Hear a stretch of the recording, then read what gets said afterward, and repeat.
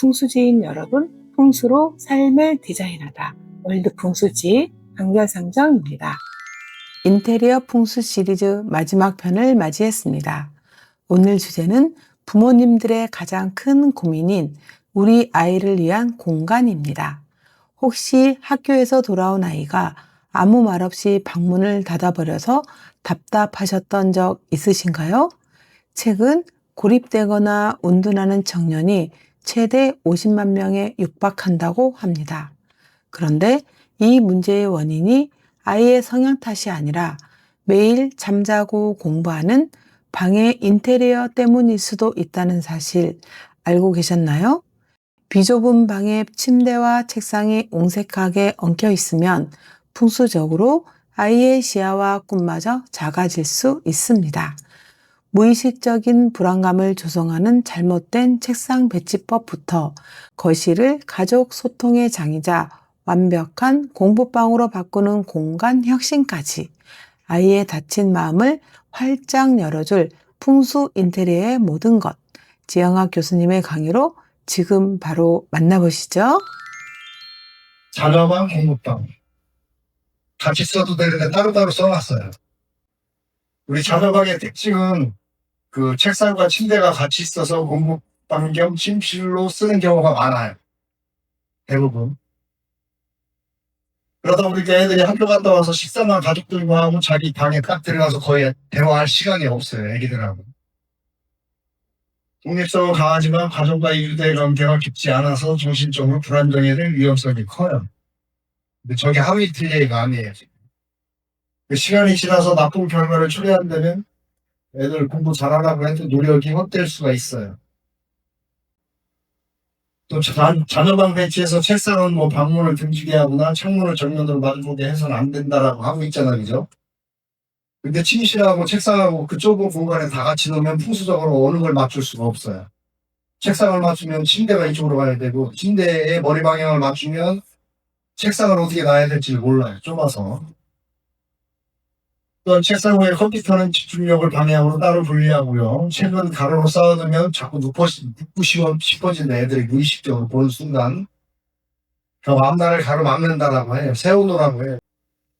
또 커튼하고 침대에 가끔가다 물어보시는 분이 있는데 그 집 방해하고 상관없이 애 성격에 맞춰주는데 애가 너무 활달하고 바깥에 나가서 노는 걸 좋아하면은 차분한 색깔, 녹색이나 이런 계통으로 해서 엷은 녹색으로 해서 애를 차분하게 해주면 돼요. 근데 이 집은 좀 분홍색 애들이 좀 들잖아요. 그죠? 애들이 발표시키면 저해줘해 했는데 걔는 시키면 이제 벌벌 떠는 애들 이렇게 해주면 돼요. 아, 어디 치우고 찍을 거네. 연예인 사진이나 캐릭터를 지나치게 보시면 산만하는 건 당연한 거고요. 책상은 원목 제품이 좋고 소품은 없는 게 집중력을 발휘한데 이게 뭐 책을 읽을 때도 있고, 그죠? 또 우등생을 만드는 방위는 북쪽 방이래요. 책상이라도 북쪽에 놓고 북향으로 한다. 이거 암만 북쪽이라도 공부 잘할 수가 없어요. 그죠? 근데 만약에 공부방이 넓다라고 하면 이렇게 벽에다 놓으면 안 돼. 방의 색조는 눈이 필요하지 않게 연한 초록색, 갈색 계통, 아이보리 베이지 등으로 해주고요. 진한 원색은 피하고 회색처럼 기운을 뺏기는 색을 피한다. 회색. 어중간한 색깔이에요. 그죠? 이것도 아니고 저것도 아니고 섞인 색깔이에요. 면접 보러 갈 때 입고 가면 돼. 면접 시험 보러 갈 때 회색 입고 가면 그 평가하시는 분이 헷갈려요. 그 신뢰를 가장 많이 주는 색은 진청색이고요. 면접 보러 가실 때. 내가 자신이 없다 싶으면 회색 옷을 입혀서 보는 거예요. 그러면 면접관이 얘 판단을 못 해요. 특히 유리하게 써먹으셔도 되는 거예요. 동쪽은 아침에 일찍 일어날 수 있어서 좋은 아침을 맞이할 수 있고 남쪽은 머리의 일정이 빨라지고 영감이 풍부해진대요. 서쪽은 잠이 쉽게 들고 푹 잘 수 있대요. 서쪽에 가서 불편증 없애면 될 것 같고요. 동쪽이나 서남 쪽은 배려가 있고 부드러운 아이로 성장한다라고 해요.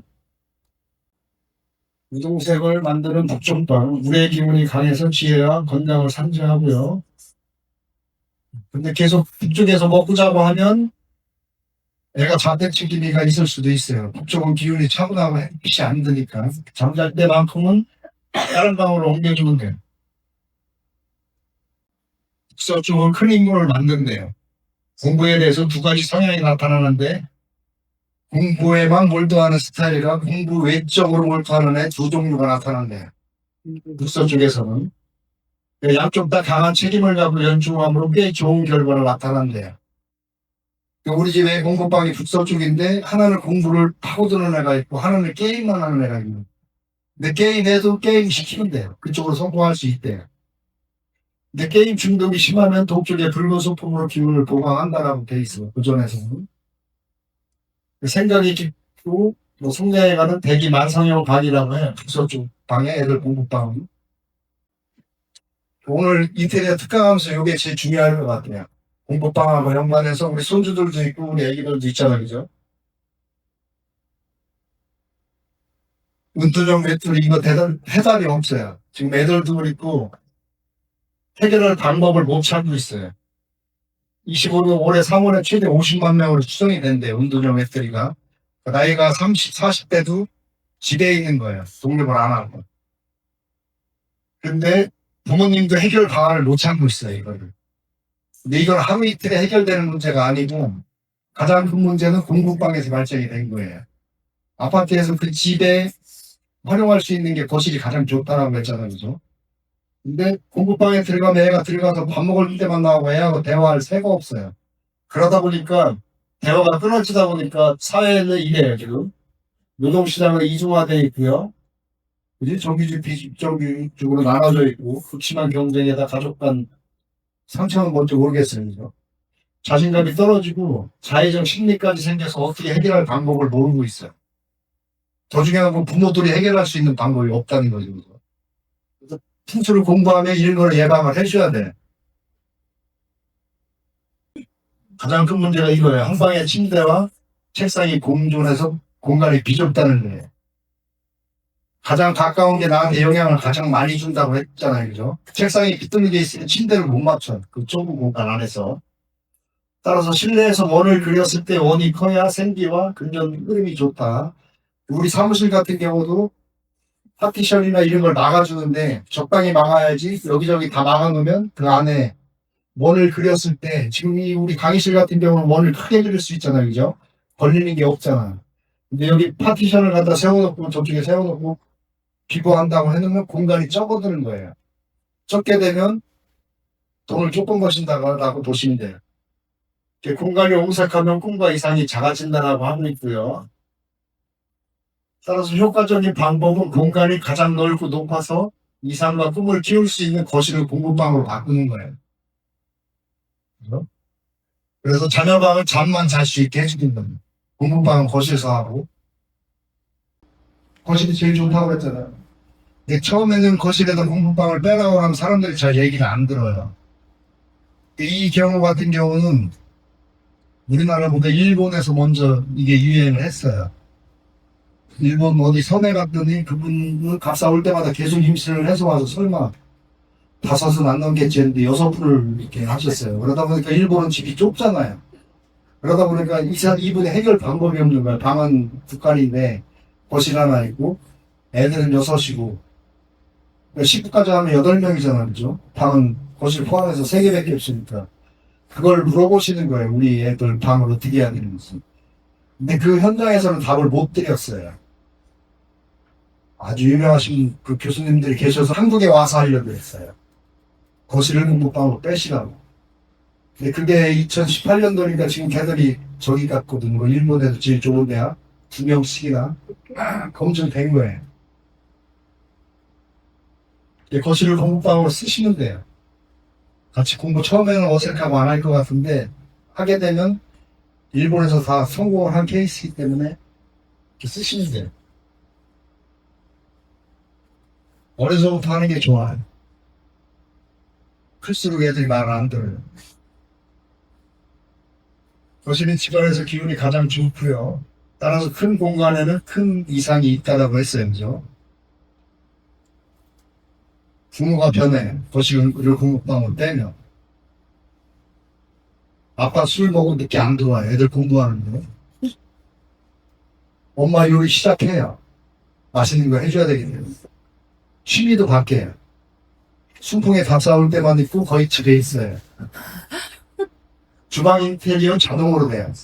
손님이 오면 거실에서 손님을 맞이해야 되잖아요. 그죠? 근데 애들 거실 공부방으로 돼 있으면 주방으로 갈 수밖에 없어요. 주방 깨끗해질 수밖에 없어요. 좋은 점이 더 많아요. TV 보는 데는 당연히 쉴 수밖에 없어요. 애들이 휴일도 공부하게 되면 가족 구성원인 숭실 사이버에 입학하게 돼 있어요. 아빠 엄마도 공부를 해야 되거든요. 근데 그 과정이 오랜도록 누적되고 쌓이면 얘들은 커서 전혀 은둔형 멘토리가 안 돼. 지금 벌써 사회 문제가 50만 명이 나왔으니까 이 후에라도 저런 문제가 좀 덜 생겼으면 해서 거실 공부방으로 좀 빼보시라고 하는 거예요. 자녀와 소통이 가능하고 초등학교 4학년만 돼서 사춘기가 있다라고 하잖아요. 그죠? 근데 그런 부분도 부모하고 대화가 되기 때문에 부드럽게 넘어갈 수가 있어요. 풍수 일단 실천을 해봐야 돼요. 본인들이. 조금이라도 영향을 느끼고 체험을 해봐야지 효과를 누릴 수가 있는 거예요. 풍수가 종교는 아니기 때문에 열심히 공부하시면 누구나 다 부자가 될 수 있어요. 재영학 교수님의 강의 어떻게 보셨나요? 비좁은 자녀방에서 책상을 빼내어 거실로 옮기고 가족이 함께 모일 수 있는 넓고 개방된 공간을 만들어주는 것이 심리적으로 얼마나 중요한지 깨닫는 시간이었습니다. 결국 좋은 풍수라는 것은 우연히 부는 바람을 기다리는 것이 아니라 내가 정성을 다해 만들어 놓은 공간 위에 좋은 에너지가 머물게 하는 과학적인 과정입니다. 우리 아이들을 좁은 유리병에 가두지 않고 큰 숲에서 마음껏 자라날 수 있도록 믿고 응원해 주셨으면 좋겠습니다. 시리즈는 여기서 마무리되지만 여러분의 가정에는 늘 안정감 있는 기운과 풍성한 결실이 가득하시길 응원하겠습니다. 혹시 집안 구조 배치가 어렵거나 인테리어에 대해 궁금한 점이 있으시면 언제든 댓글로 남겨주세요. 제가 직접 확인하고 답변해 드리겠습니다. 앞으로도 유익한 콘텐츠로 여러분과 함께 성장하고 싶습니다. 구독과 좋아요 부탁드리며 지금까지 한결상정이었습니다. 감사합니다.